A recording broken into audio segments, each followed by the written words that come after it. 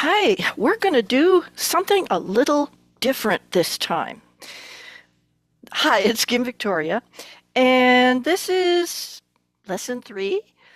What happened was I am simultaneously teaching a live class locally, and in the previous lesson, we were going over proportion. What I was going over was visual proportion. And what happened is that at first we were working with looking at proportion of a setup on a big sheet of paper. And so it seemed like people were getting it. But a curious thing happened is that when I wanted them to start looking at proportions in relationship to like a canvas shape, like a drawing shape. So like a sketch pad, and there is this dimension, and you want to treat that like a canvas, right? Okay, so this is handy by my desk. Is just a simple canvas board. So what we want is to be able to put our image in proportion, that's an important word, within this dimension, the height, the width, maybe we want it this way, that sort of thing.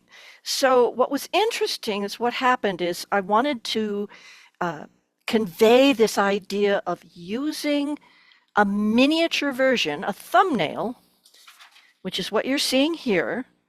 And once the thumbnail has been figured out in proportion, and I'm going to say that because that's the key, then you can transfer that proportion over to this shape. But these little things that we call thumbnails are so effective. Um, it's just something that a lot of newer painters bypass because they don't know how powerful the thumbnail work is. And so I want to get that, I want to convey that as best I can today. And again, doing this as a practice. So let's make that easy today. The practice. You don't need paint because the paint is not important at this stage. So let's pursue this a little bit. So what I have are some really cheap markers, from the dollar store. I think I'll pull out a light color, a darker color. That's probably enough. We'll pull out 3 colors, and what I'm going to do is go through a series of different still life setups than what we've been using the previous 2 times, and let's see if we can get this idea of proportion across. Now, I definitely want to share with you the idea of you have options. Of course you have options. We always have other options. So one of the things you can search for, and I have a caveat to this, but one of the things you could search for is the grid system. Now, the grid system is very simple. Here's a basic grid. You can also get into having a lot more lines in a grid. They can be perfect squares or whatever. And then when you go to use a different color, and then when you go to draw an object, all you have to do is match this grid. When you go to a larger size, you can draw a grid on your canvas and transfer it over one little section at a time. So the reason I have a problem with that, and you can look that up and you can find out how to do the grid system. But from what I have learned in Old Masters training, this is one way of doing stuff. But when you learn how to do everything this way, this becomes a crutch.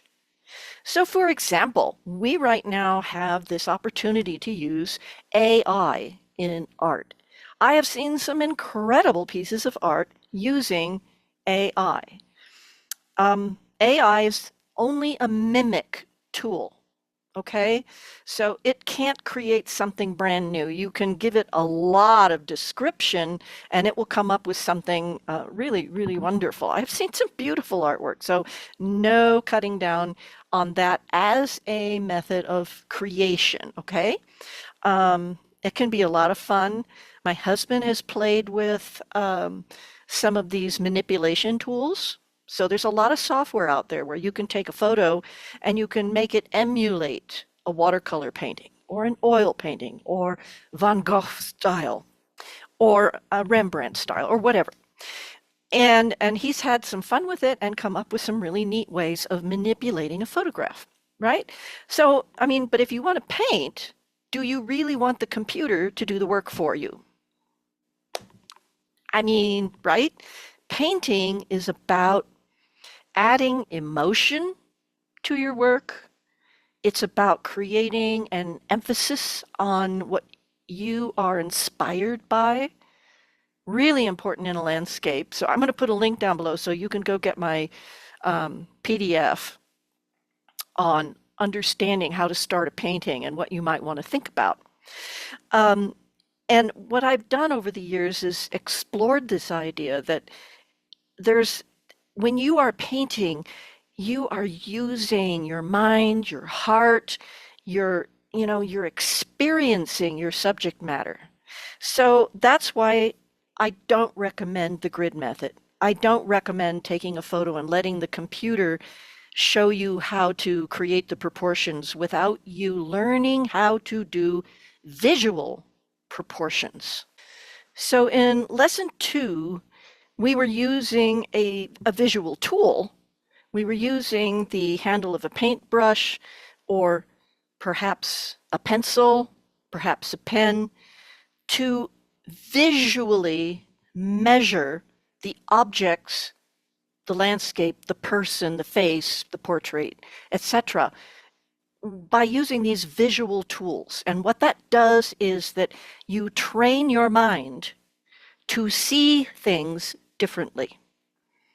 Okay? So you're not letting a piece of software on a computer override your mind. We want your mind, your heart, your emotions to override those kinds of technical things.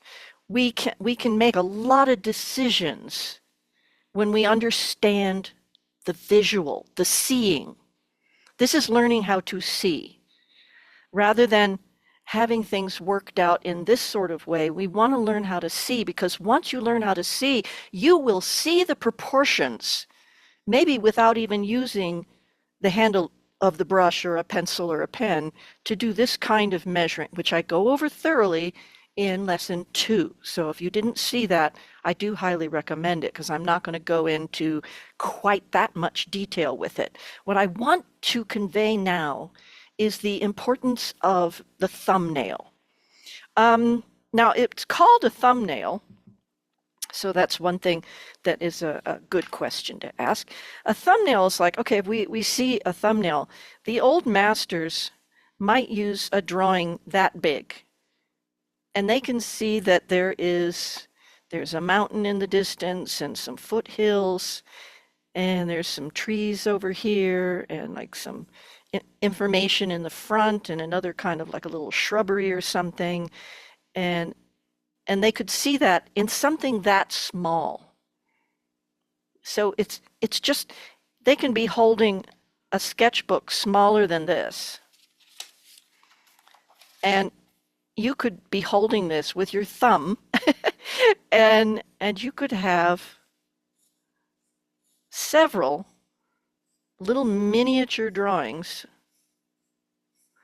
on this small piece of paper. This is one of those standard small sketch pads. It's 3.5 by 5.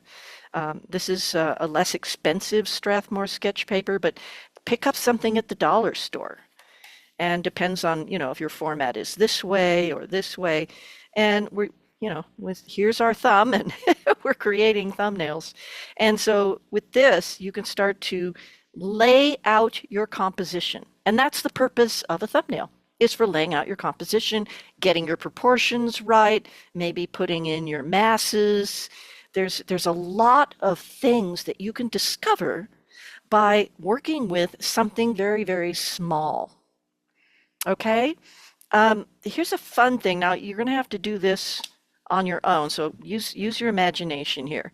But if you form your fingers into kind of like a little shape like this, and you go and then go up, it's kind of hard to describe. It works really good in the live class. So just do your best with it. But you must have some kind of poster or artwork or something on the wall at a distance from you.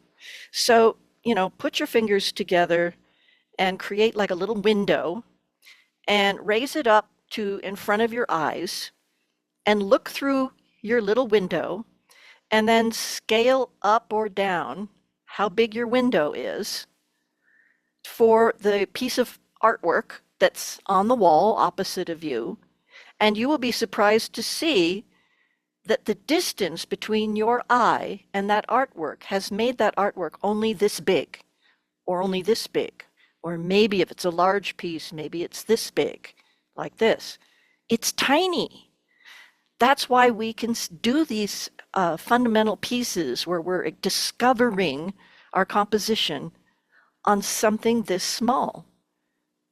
We only need a small little image to get ourselves started. Even in something like a portrait,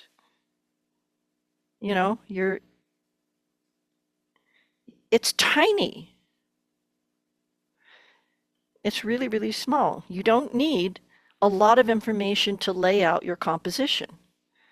And we can see where the dimensions are. We can see maybe that we want to make it, maybe we want to have a light background, maybe we want a dark background. We can play this way and really come up with some designs. So the thing with using still life is that we can put that right in front of us and we can start to see, we can start to see the proportions right there in front of us by using a measuring tool such as the handle of your paintbrush and getting an idea of how big these things are in relationship to each other. So the whole thing or just a couple of pieces. So maybe you don't have maybe you don't have one of these little sketch pads. Maybe you don't have one of these newsprint pads. You don't have to have either one actually, because computer paper. So computer paper. And maybe you want your computer paper, maybe you just want to fold it up and make yourself your own little drawing board, but fold it up so that it's really, really small. And now what you're going to do is you're going to pretend that this is the proportion, okay? You want to think about the proportion of your canvas that you want to paint on, and this little shape will be a very similar proportion to the big shape. So once you have your design of your composition, the way you want it in proportion with the objects that are in there, then you want to be able to transfer this design to a larger size or a really huge size. I've done murals, whole wall murals. And you start out with something small if you're just figuring it out. So it's really a different sort of concept when you're an absolute beginner. But this is so powerful, working with these small sizes. I mean, see, that's very much similar in size to these little shapes here. And this is just take a credit card and draw these shapes, like a business card. You can use as your little model and put your business card down and draw around the edges, and you have a thumbnail size. So if you're working with a big one, and I'll tell you why this is good, that's just great. Or you can work with just a little thing. You can work in a sketchbook. Okay, it's whatever you have. Work with a pen. You can do this kind of thing with with a pen, just the same as you can with a marker. You can do these over and over again just with a pen.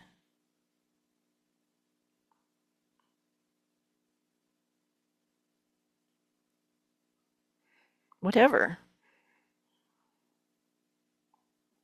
There's so much thinking you can do on these little pieces, these little frames, these little pieces of paper, these little sketches. The thumbnail is so powerful. I mean, it just, I can't emphasize it enough. You can learn a lot by working with this small space. And it's just something to practice. You can look at objects that you already have on your tabletop. Maybe you've got a table lamp with some decorative items underneath, and you're sitting in your chair or on the sofa, and you can look across the room and go like, oh yeah, okay, well let's maybe maybe I want to do that lamp, and I have some kind of a little bowl there or something. Maybe it has some objects in it, and there's it's just kind of like something that you can sit there and play with while you're just otherwise, not doing anything. You can do this if you're a passenger in a car or on a bus or a train or something. It's just a way of starting to see with your eyes, with just looking for the visual relationship of things. Oh, this is much smaller in relationship to that lamp. That lamp is much bigger. And you can start to play and overwrite and look for these different aspects and compare. And it's practice seeing over and over and over again. So let me give you, work with some markers. Have a light marker and a dark marker. I'll give you a couple of examples here. And then you just need to try it out.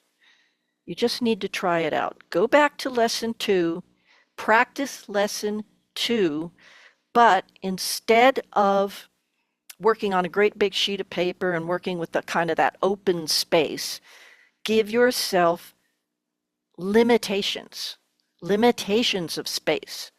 So here's what was happening in the live class is that I was giving them some objects to work from, and it was so interesting.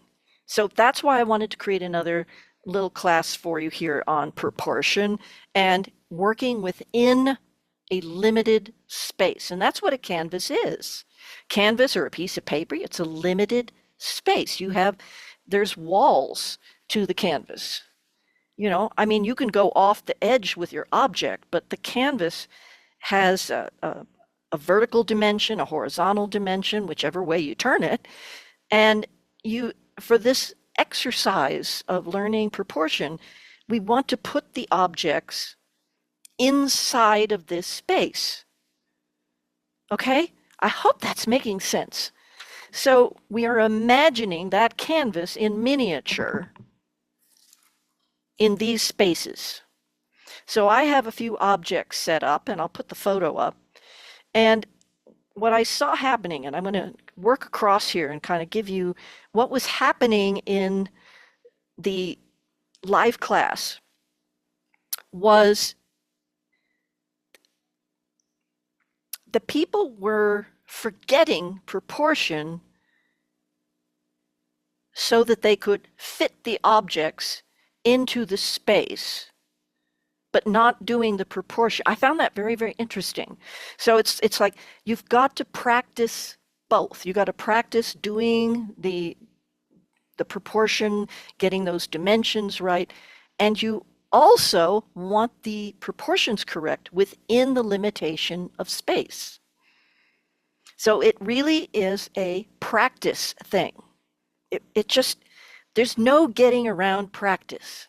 You didn't learn how to ride a bicycle by looking at it and thinking about it, you had to feel it in your body. And you have to feel this connection between your eye and your hand and what you see there and what you see here. It's there's a physical connection. You know, you didn't learn how to print letters by never printing letters. You had to physically do it. You didn't learn how to use a computer or text or play games if you didn't physically do it. So there's this reluctance of doing practice, but you know, one sheet of paper, what have I got? 3, 6, 10, 11, 12, 15. You could put even more thumbnails on this piece of paper. So it's not like you're wasting a lot of paper, and you've got computer paper, I'm sure, good old printer paper. And so, you know, you can make you can make lots of little drawings on this piece of paper. See, 2, 4, 6, 8, 16, and then you've got the other side you could work on, right? So you can just sit there and do drawings over and over and over again, practicing visual understanding of what you see. So I sound like a stuck record here, or, you know, kind of a repeat and repeat. And it's just that this is a point that you will find so useful, so powerful, and you won't need a crutch. You won't need a grid. You won't need a computer to think about it for you. You won't need to go into your phone and take a photograph and then lay over it some kind of a grid or something else. You'll just look at it and you'll know. You'll just know. It's so powerful. It's wonderful. It's absolutely wonderful. But if you don't experience it, it's it just seems maybe a waste of time. But after you've experienced it, you get it. You've got to experience it. Okay, so I have some objects here. So anyway, I've got the picture up. So I'm looking at these objects, and yeah, the handle of a paintbrush is really handy, and I know, white against this light color. You could start with that dark line there, and you could do that sliding back and forth. And again, you want to make sure that when you turn your hand in different directions, you don't change the distance your hand is from your eye, because if you do this, you're not going to get the right proportion. So that's why we do it with our arm outstretched, and we turn our hand to compare width to height. So when I compare width to height of these objects, I'm looking for the farthest point to the left and the farthest point to the right.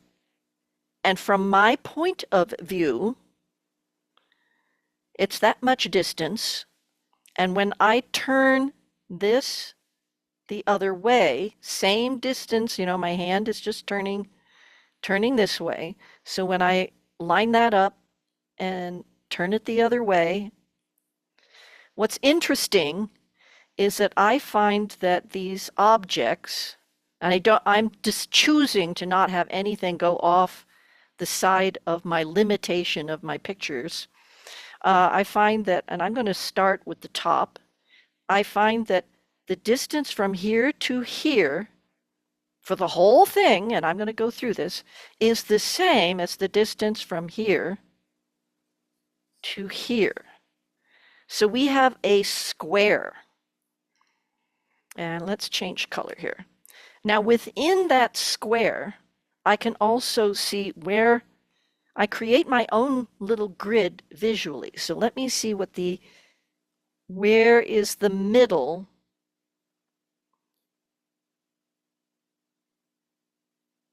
and what's really interesting, and this is where you start discovering what the shapes are. And I find that the middle, so I have two halves here, and one half has the pear shape, and one half has both the vases. Okay? Both of the vases. So now I can start dividing that space visually, and I can be looking at, nope, that one's over there. So see, you can start playing with where those shapes are, and this shape is a little bit behind. And then this shape is not touching visually, but it comes up to about here, and it's on kind of a diagonal. So we start to see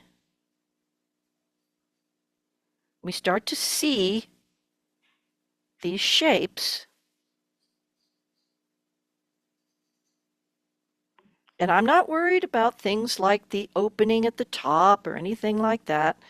So we can start playing, and this is what I'm suggesting you do with these little shapes. So then we can start saying, okay, I kind of see, I'm looking at the negative space.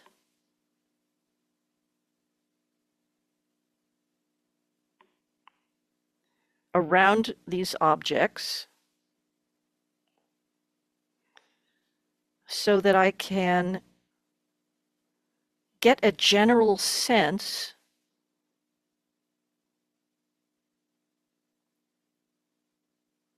of their relationship to each other. So again, this is going back to lesson 2.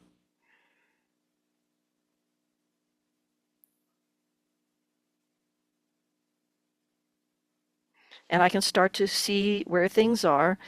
And essentially, this is all empty space back here. So to me, this square shape would work vertically or on a horizontal plane. Okay, so I hope that makes sense because it is a square. All 3 of these objects fit inside a square.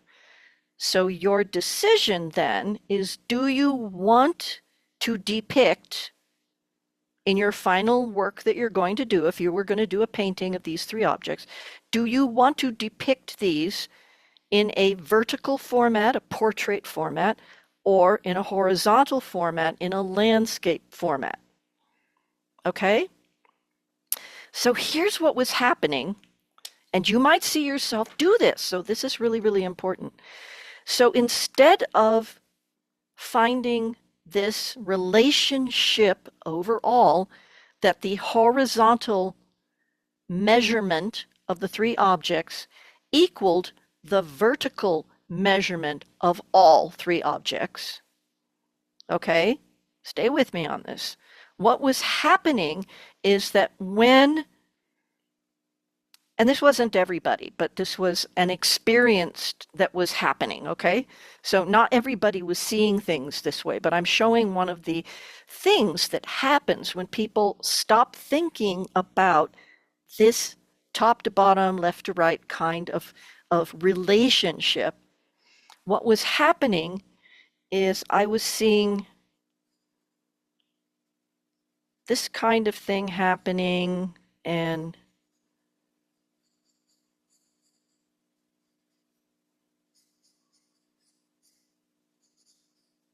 so they weren't measuring anything. They were just trying to see the objects. And right now, what's happening, and it's hard for me to do this. You can see that the proportions are wrong. Okay? You can start to see that the proportions are wrong. This is now, these 3 objects are now inside of a rectangle and not a square. Now you could do this deliberately. Okay? You could do that deliberately. It's okay with still life objects, landscapes. You can do that deliberately if that's what you want to do, if you want to change the proportion of things. And there are abstract artists who've done that, who do that. And that's fine if it's deliberate. But the idea of the lesson is for you to learn this. When you know rules of seeing, you can break them. But say this was a face. Say this was a face. So if you have, you have the proportions of a face and and then you're creating, and I'm just making this up. And so you say you have the proportions of a face and you've got hair and you know where the eyes are and the mouth and and and and stuff like that.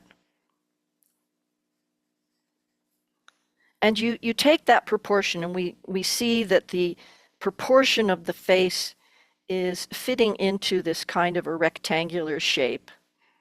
But you go over here, and now you're going like, oh, well, this is more horizontal, and you start to put that into more of a square shape, okay?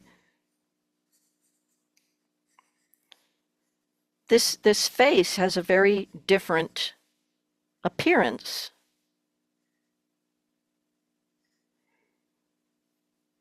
because it's now inside of a square. So if you want to do faces, you need to get these proportions right from right to left, top to bottom. You need these proportions to be correct. So it doesn't matter whether it's on this portrait orientation or landscape orientation. You can do portraits. I've seen gorgeous portraits done in a landscape orientation. You don't have to do a portrait on a portrait orientation.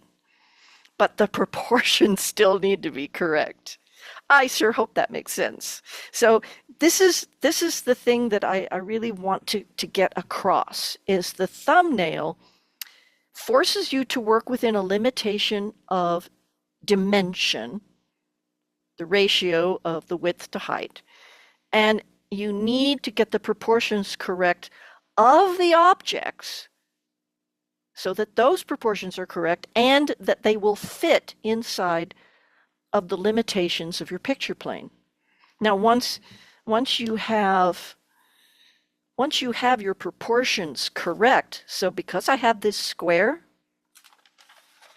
I could go over here and I can draw a square. I can go halfway and I can start to build my objects in relationship to each other within this big square.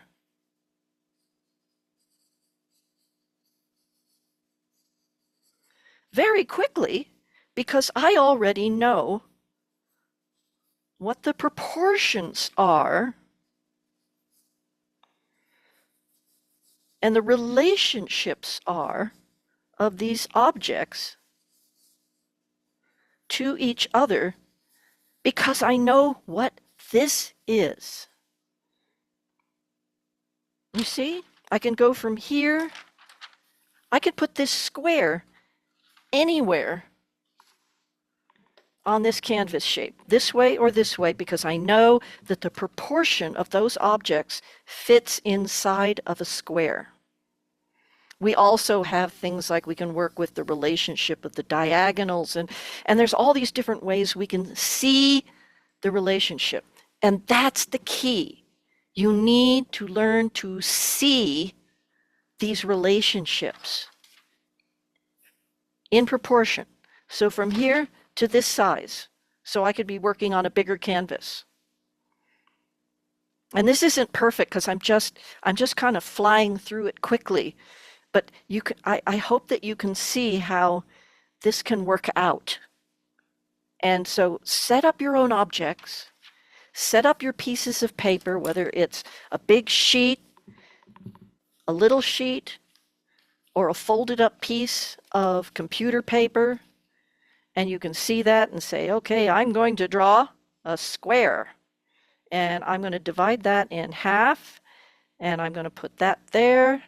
And I know that this is going to fit in here somewhere, and I'm going to work on that, and I'm going to play with where these objects are in relationship to each other and see how they line up with all those different measurements that I have ascertained. And then just see the difference. See the difference.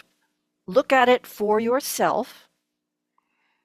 and do your best to see see these proportions in relationship to each other and in relationship to the limitation of your space. And my goodness, please leave a comment if this still isn't clear, but it will be when you practice.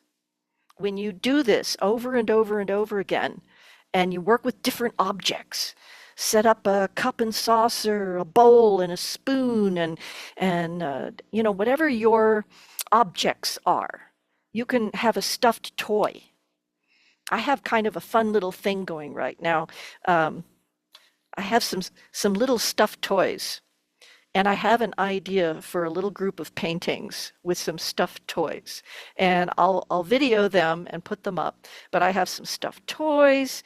I have some of these fun little bird objects. I have some other ceramics. I have all kinds of vases, and you can use real fruit and vegetables, whatever you have. But the more you do this, the easier and easier and easier it'll get because you will see more. Okay? So, thank you so much for being here. I really appreciate you watching my videos. I look forward to hearing your comments. But please, try it first. You've got to try it. You've got to actually physically do it. You need to trust your eyes, physically do it over and over and over again with the same objects. Do it with the same objects. Fill up this whole page using the same objects. And then change your objects, do it over again, critique yourself. Okay? So, um, I think that's enough for now. And yeah, if you don't get this, then it's going to be hard moving it into a larger format. You want to be able to go from small, you want to be able to go from this small to this big and maybe even bigger. When you can bounce across with ease, you've got it. All right? Okay. I'm going to leave you with that. Thank you. Thank you for being here. All right. Persevere. All right. See you next time. Bye-bye.